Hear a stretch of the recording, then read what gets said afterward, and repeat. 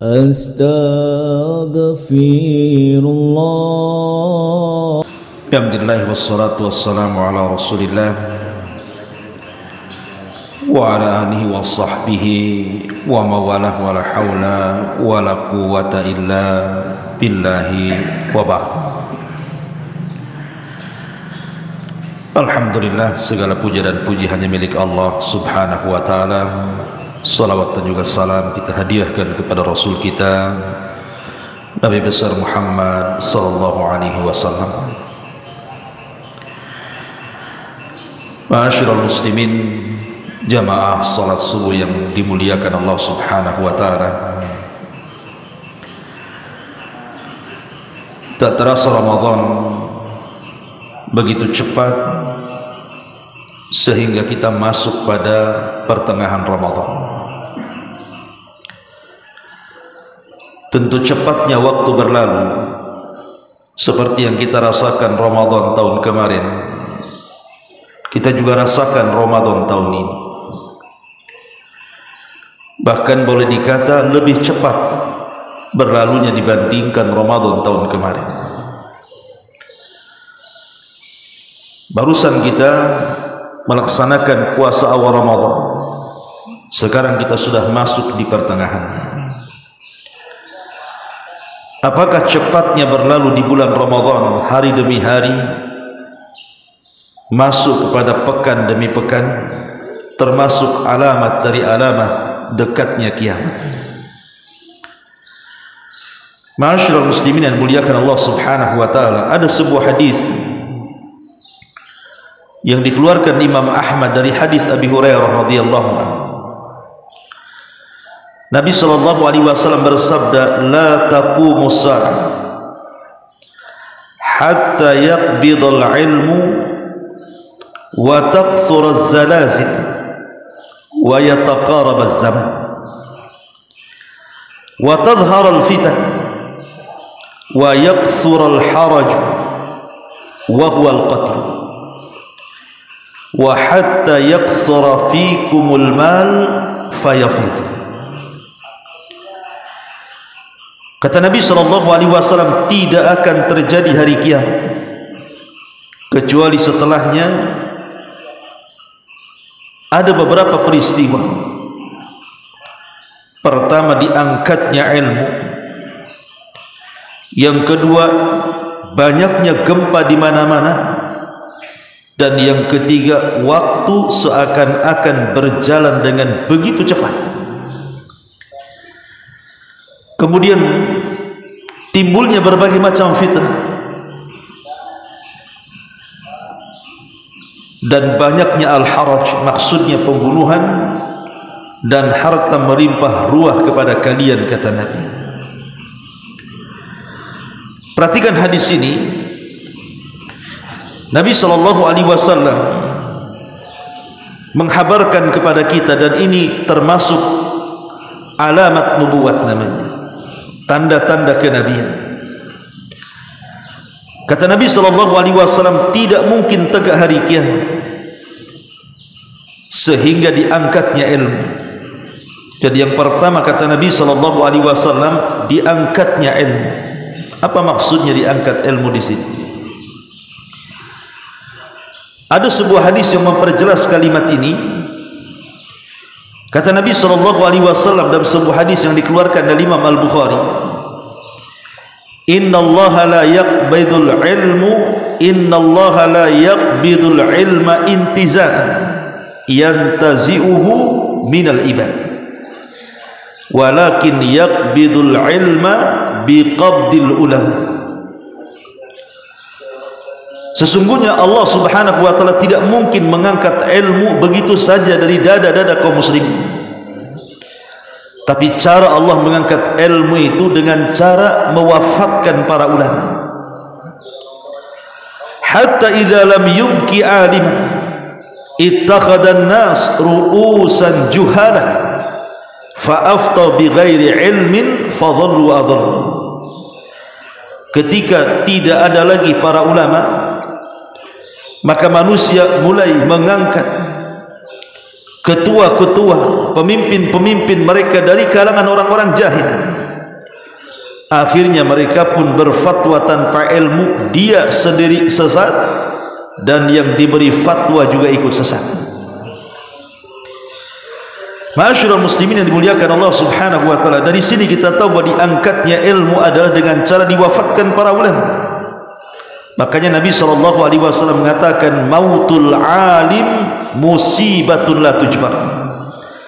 Kematian orang alim itu musibah yang tidak mungkin digantikan. Kalau hari ini presiden mati, itu pula yang diinginkan wakilnya, biar dia naik, kan begitu. Kalau hari ini orang kaya mati, besok pula datang orang yang lebih kaya lagi hidup. Itu kalau urusan dunia. Tapi kalau orang alim meninggal dunia, belum tentu muridnya sealim gurunya. Siapa yang bisa menggantikan Imam Syafi'i sampai hari ini? Tidak ada. Yang menggantikan Imam Ahmad, Imam Malik, Abu Hanifah dan seluruh para ulama, hatta ulama-ulama kita. Siapa yang menggantikan Syekh Albani, Syekh bin Baz, Syekh Ibnu Utsaimin rahimahumullahul jami'? Belum ada sefaqih mereka. Itulah isyarat Nabi SAW, kematian ulama itu musibah yang tidak tergantikan. Lah kalau seandainya para ulama itu meninggal dunia sementara mereka pewaris para nabi, lalu siapa yang meneruskan mereka? Disinilah kata Nabi SAW, ketika banyak para ulama meninggal, tersisa orang jahil. Merekalah yang kemudian berfatwa tanpa ilmu, dia sesat, menyesatkan pula orang lain. Karena orang kalau bicara tanpa ilmu pasti akan mendatangkan hal-hal yang aneh. Makanya Al-Hafidh Ibnu Hajar Al-Asqalani rahimahullahu ta'ala mengatakan, idza takallama al-mar'u fi ghairi fanni ata bil ajaib. Kalau orang sudah bicara dan dia bukan pakarnya di situ, pasti ucapannya mendatangkan hal yang aneh-aneh. Lihat hari ini banyak para ustaz, para kiai, tuan-tuan guru yang mereka berfatwa tanpa ilmu. Lihat fatwanya aneh-aneh yang keluar. Terakhir saya melihat ada tayangan YouTube, bolehnya bersolawat sambil joget-joget. Bayangkan, dari mana ini fatwa ini keluar? Alasannya apa? Solawat itu harus senang dan joget itu bentuk dari perwujudan orang itu bahagia, katanya. Cemana berfatwa kayak gini? Makanya betul kata Ibnu Hajar, kalau orang bicara yang bukan pada pakarnya di situ, pasti mendatangkan aneh-aneh itu fatwanya itu. Ma'asyiral muslimin yang dimuliakan Allah Azza wa Jalla. Makanya Abdullah ibn Umar radhiyallahu anhu sampai mengatakan, ilmu itu ada tiga, kata dia. Kitabun natiq, wa sunnatun madhiyatun, wa qawlu la adri. Ilmu itu ada tiga. Pertama, kitab yang bicara. Alhamdulillah para ulama salaf sudah banyak mengarang kitab, dan berkah kitab mereka. Dengan wasilah kitab-kitab para ulama kita bisa mendalami ilmu-ilmu.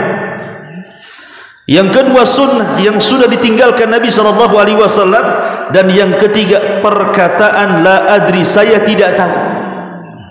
Kalimat saya tidak tahu itu nisful ilmi, kata Imam Malik, separuh daripada ilmu.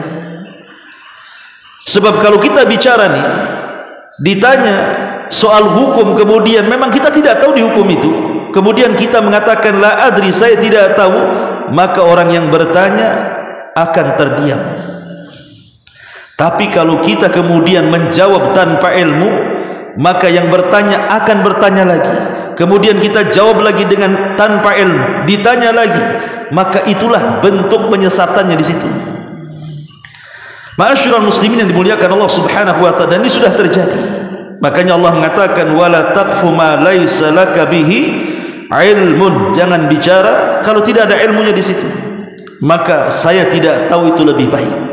Sekelas Imam Malik, ada orang datang dari jauh meminta fatwa untuk kemaslahatan desanya. 40 soalan sudah disiapkan kepada Imam Malik. Semua soalan dijawab dengan kata-kata la adri, saya tidak tahu. Hanya 3 soalan yang dijawab. Marah orang yang bertanya ini dan mengatakan, ya imam antal imam, saya datang loh dari jauh-jauh membawa soalan ini untuk menyelesaikan problem di kampung saya, kenapa kau tak jawab? Dan mengatakan, la adri, saya tidak tahu, saya tidak tahu. Maka Imam Malik mengatakan, idhab, pergi kamu, katakan kepada orang desamu bahwa Imam Malik ditanya dan dia mengatakan, la adri, saya tidak tahu. Kalimat saya tidak tahu, kalau memang tidak tahu, itu bagian daripada ilmu. Sebab kalau dijawab dan dia tidak tahu, sesatlah orang manusia. Ini yang pertama, termasuk tanda-tanda kiamat diangkatnya ilmu. Tentu karena juga selain para ulama yang meninggal dunia, himmah talabul ilmi itu sudah hilang di dada-dada kaum muslimin. Mereka lebih mengejar dunia dibandingkan akhirat. Yang kedua, kata Nabi SAW, banyaknya gempa. Di negeri kita saja, subhanallah, baru-baru kemarin terjadi gempa di Tuban, Jawa Timur kan begitu. Sampai dampaknya itu kemana-mana, ke Pulau Bawean, sampai ke Jawa Tengah, sampai Jakarta merasakan gempanya. Itu yang terjadi kemarin. Lah yang sebelumnya sampai menimbulkan tsunami yang sangat besar di Aceh, dalam waktu sesingkat-singkatnya ribuan jiwa melayang. Bahkan saya menyaksikan ketika gempa Lombok itu, kebetulan kita juga ke sana bangun beberapa masjid, satu kabupaten rata dengan tanah. Subhanallah, ya. Lihat bagaimana Allah Subhanahu wa ta'ala apabila murka, semua bisa terjadi. Dan gempa yang kita saksikan di negeri kita ini, itu gempa kecil. Tapi gempa kecil ini akan mengantarkan kepada gempa besar yang Allah Subhanahu wa ta'ala katakan, idza zulzilatil ardu zilzalah. Dan banyaknya gempa ini adalah tanda dari tanda-tanda dekatnya kiamat. Kemudian yang ketiga ialah syahidnya, bahwa Nabi SAW mengatakan, wa yataqarab zaman, dan zaman itu berlalu semakin cepat. Apa maknanya zaman itu berlalu semakin cepat? Terjadi silang pendapat, karena ada hadis Nabi SAW, la taqumus sa'atu hatta yataqarab az-zaman fatakun as-sanatu kasyahri wa yakuna asy-syahru kal jum'ati wa takuna al-jum'atu kal yaumi wa yakuna al-yaum kas-sa'ati wa takuna as-sa'atu kahtiraqi sa'fati, kata Rasul. Kata Nabi SAW, tidak mungkin tegak hari kiamat sampai zaman itu berlalu dengan cepat. 1 tahun seperti sebulan, sebulan seperti sepekan, sepekan seperti sehari, sehari seperti sejam, dan 1 jam seperti kayu yang dibakar api tiba-tiba jadi api. Dan itu bisa kita rasakan ketika kita bangun di pagi hari, tahu-tahu siang, tahu-tahu sore, dah malam, besok pagi lagi. Dulu kita merasakan zaman kanak-kanak, kemudian remaja, kemudian dewasa, ngaca pula sudah tua. Begitulah zaman berlalu dengan cepatnya tanpa terasa, dan zaman itu tidak mungkin diputar kembali. Makanya ada istilah para ulama, besok belum tentu kita dapati, yang berlalu tidak mungkin kembali. Berarti yang ada kesempatan itulah yang sedang kita lalui. Ma'asyiral muslimin yang dimuliakan Allah Azza wa Jalla, sebagian para ulama berselisih pendapat apa maknanya berlalunya zaman dengan cepat itu. Makna yang pertama, kata para ulama, bahwa yataqarabuz zaman itu artinya zihabul barakati minal waqti, hilangnya keberkahan waktu. Anda tahu Al-Imam An-Nawawi, Imam Nawawi ini satu ulama yang sangat produktif, banyak karyanya. Bahkan ada satu karya Imam Nawawi itu, kitabnya terbanyak dicetak, terbanyak dibaca setelah Al-Quran. Itu kitabnya Imam Nawawi itu. Seperti kitab apa? Arba'in Nawawi, Riyadhus Salihin, Al-Adhkar. Itu hampir di semua pesantren dipelajari. Bahkan dicetak sangat banyak setelah Al-Quranul Karim. Berapa usia Imam Nawawi ketika meninggal dunia? Di usia 40 tahun, masih muda. Tapi lihat karyanya yang kalau hari ini ada orang yang mau berkarya seperti Imam Nawawi tidak akan sanggup. Bagaimana dia mensyarah kitab Sahih Muslim yang berjilid-jilid itu. Kemudian juga bagaimana dia juga mensyarah kitab Bukhari tapi tidak selesai. Dan kitab-kitab segudang yang lainnya. Padahal usia dia relatif singkat, di usia muda sudah meninggal. Kenapa dia bisa kemudian mengarang kitab segitu banyak? Karena di zaman itu waktu sangat berkah. Sangat berkah sekali. Boleh jadi satu hari itu lama sekali sehingga dia bisa mencetak. Dan itu menunjukkan bahwa berlalunya berkah. Jadi berlalunya cepatnya zaman itu makna yang pertama hilangnya berkah. Waktu berlalu tapi berkah hilang. Dan itu bisa kita rasakan kan. Dulu kita, Anda yang mungkin usianya sekarang di atas 40 tahun, 50 tahun. Waktu kita di desa mungkin ya, orang desa ke kota sekarang. Dulu masih banyak orang-orang yang mengaji keluar dari rumah-rumah itu. Tapi sekarang coba lihat, di desa-desa saja tidak ada orang ngaji itu. Dulu saya masih kecil itu, kalau anak-anak belum menikah itu, mereka kadang-kadang tidur di musola. Kalau sudah menikah baru tidur di rumah tuh, kalau zaman dulu tuh. Sekarang mana ada? Jangan cerita musola, masjidnya digembok habis sholat, tidak ada lagi. Jadi keberkahan itu hilang. Ini makna yang pertama. Atau makna yang kedua, berlalunya zaman, ya memang berlalunya zaman itu begitu cepat. Seperti hadis Nabi SAW, setahun rasanya sebulan, sebulan rasanya sepekan, sepekan rasanya sehari, sehari rasanya sejam, dan sejam seperti kayu yang dibakar, tahu-tahu jadi debu saja. Dan itu kita bisa rasakan Ramadan tahun ini. Tahu-tahu sudah pertengahan Ramadan. Inilah yang disebut dengan alama min alamati sa'ah, bahwa kiamat itu ternyata sudah dekat. Ma'asyiral muslimin yang dimuliakan Allah Azza wa Jalla. Kemudian yang keempat, banyaknya fitnah. Banyaknya fitnah yang luar biasa yang kita hadapi hari ini. Ma'asyiral muslimin, tentu fitnah ini macam-macam yang kita hadapi. Seperti umpamanya peperangan itu kan fitnah.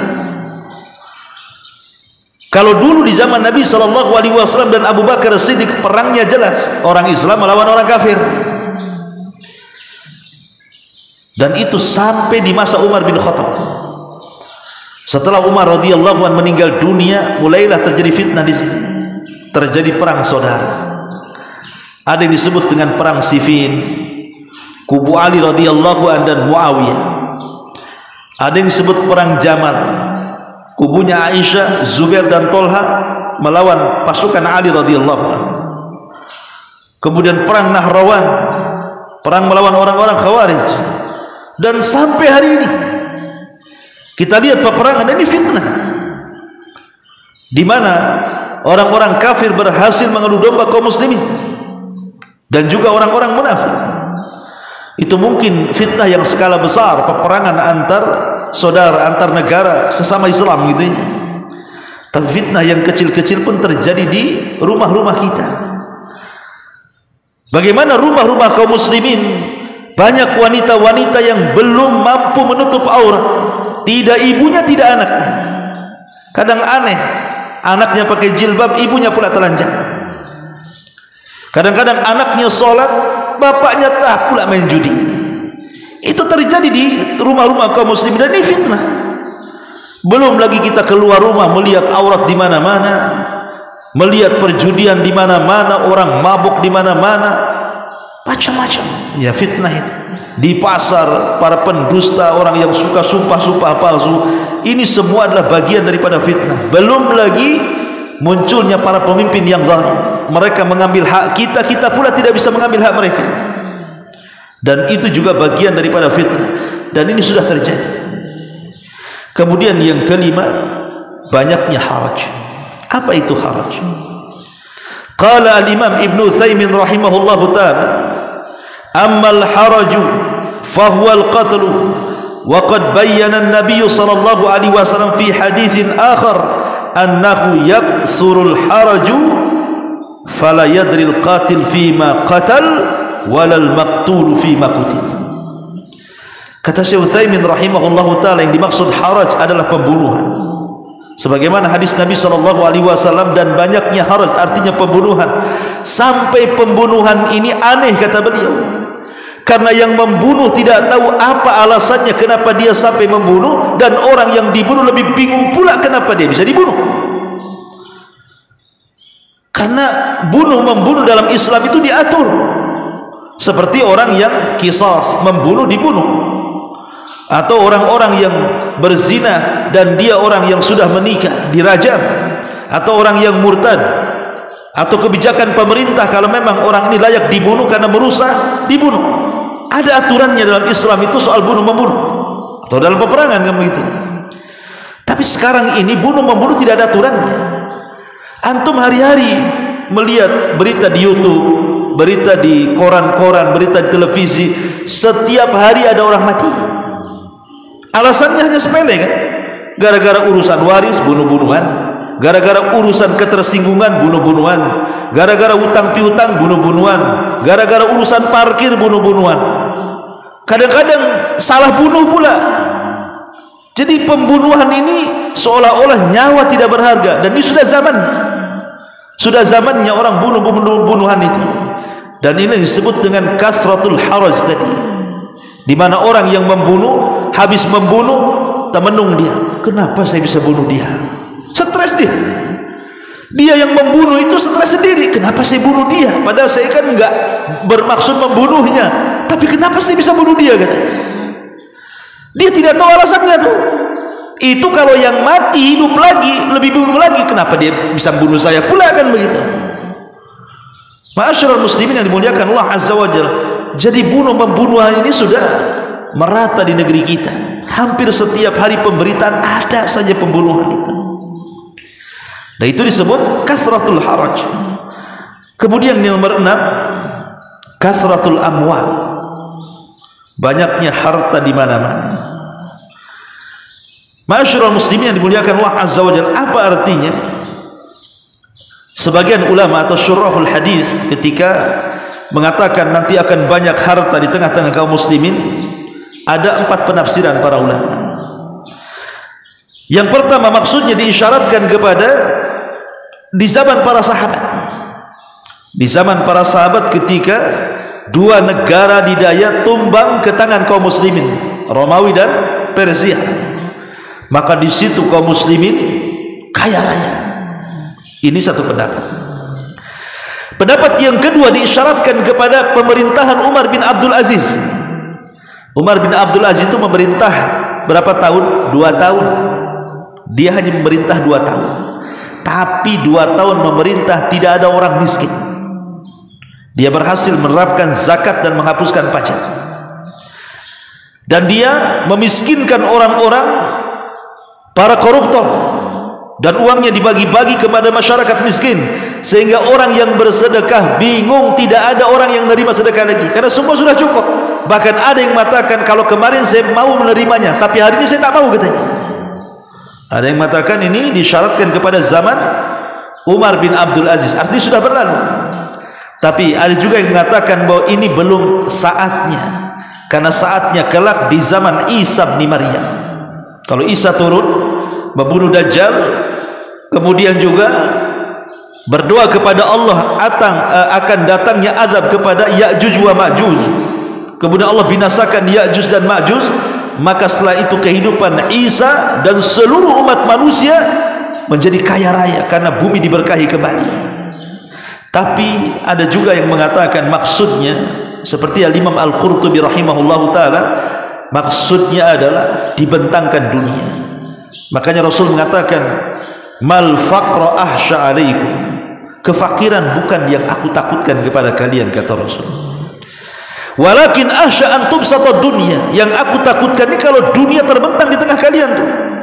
Fatanafasuha kama tanafasal ladzina min qablikum fatuhlikakum kama ahlakathum. Kemudian kalian lari mengejar dunia seperti orang-orang dulu lari mengejar dunia, akhirnya Allah binasakan kalian seperti orang dulu Allah binasakan.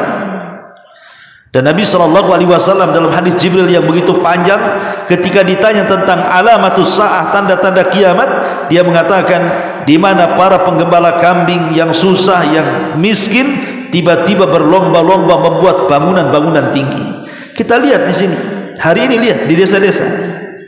Kalau dulu zaman kita masih kecil tuh kan, melihat orang kota itu rumahnya bagus-bagus, kalau orang desa biasa-biasa saja. Tapi sekarang kadang-kadang di desa lebih cantik lagi rumahnya, kalah sama orang kota. Kita di Batam ini kopel-kopel semua, rumahnya kecil-kecil kan itu ya, kecuali perumahan elit lah kan itu. Tapi lihat di desa, lebih hebat lagi bangunan mereka. Allah bentangkan dunia kepada mereka. Lah ini adalah isyarat tanda-tanda dekatnya kiamat. Ma'asyiral muslimin yang dimuliakan Allah Subhanahu wa taala. Oleh karena itulah maka berlalunya Ramadan dengan cepat ini juga, kalau menurut isyarat hadis Nabi SAW yang kita pelajari di sini, itu juga tanda-tanda sudah dekatnya hari kiamat. Belum lagi dicabutnya ilmu, banyaknya gempa, dan isyarat bahwa kita segera bertobat. Apakah orang yang terkena gempa tahu dia akan terkena gempa? Kan tidak tahu, toto gempa saja. Dan rata-rata ya di negeri kita ini kalau ada musibah itu kalau tidak malam hari, pagi hari, atau di saat manusia sedang lalai di siang hari. Rata-rata ini kalau terjadi musibah itu di tengah-tengah manusia sedang lalai. Dia tidak tahu kalau dia akan terkena runtuhan kan, dia tidak tahu kalau dia akan mati itu. Berarti isyarat bagi kita, jangan mengatakan gempa kan di Jawa Timur, di Batam tidak ada. Kata siapa? Allah Subhanahu wa taala itu wa yaf'alu ma yasha, dia bisa melakukan sesuai kehendaknya. Maka ada isyarat kita bertobat sebelum datang musibah yang menghampiri kita. Subhanakallah bihamdika asyhadu an la ilaha illa anta astaghfiruka wa atubu ilaik. Allahu taala alam. Assalamualaikum warahmatullahi wabarakatuh.